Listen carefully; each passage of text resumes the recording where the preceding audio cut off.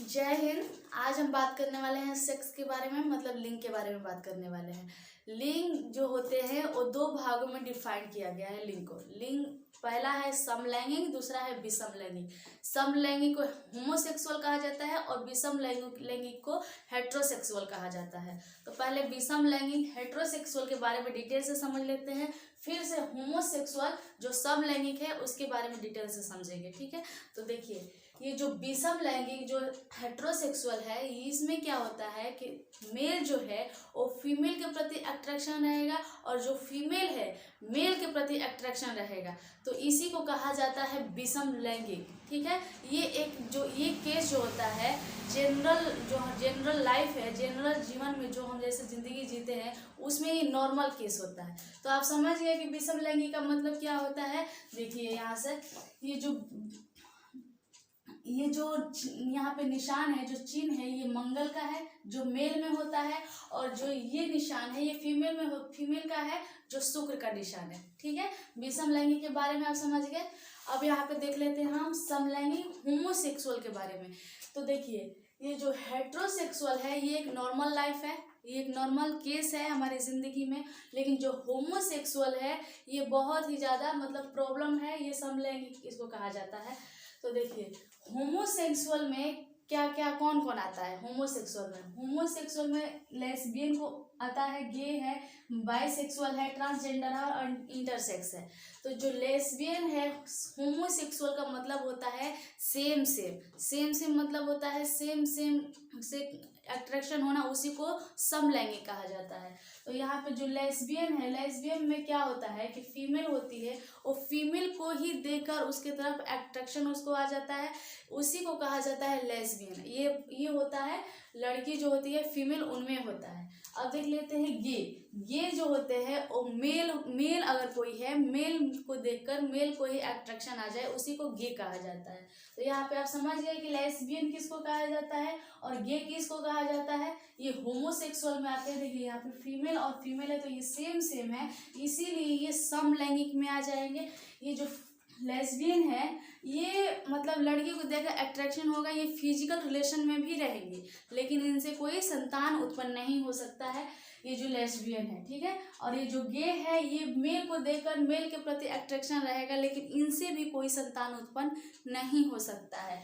अब देख लेते हैं बाइसेक्सुअल। ये जो बाइसेक्सुअल है ये इसमें क्या होता है कि मेल जो होते हैं वो फीमेल के प्रति भी अट्रैक्शन आ जाता है और मेल को मेल के प्रति भी अट्रैक्शन आ जाता है, तो इसी को बाइसेक्सुअल कहा जाता है।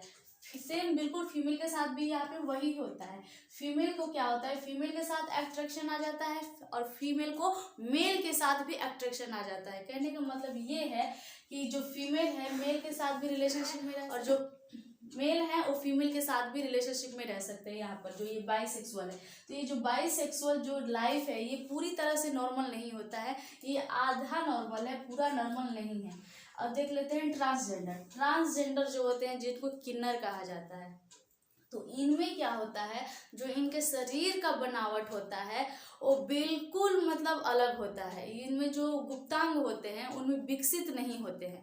तो गुप्तांग का मतलब वो होता है जिन अंगों को हम छिपाते हैं उन्हीं को गुप्तांग कहा जाता है। तो ये जो ट्रांसजेंडर होते हैं इनमें गुप्तांग जो होते हैं विकसित नहीं होते हैं, डेवलप नहीं हो पाते हैं, इन्हीं को ट्रांसजेंडर कहा जाता है।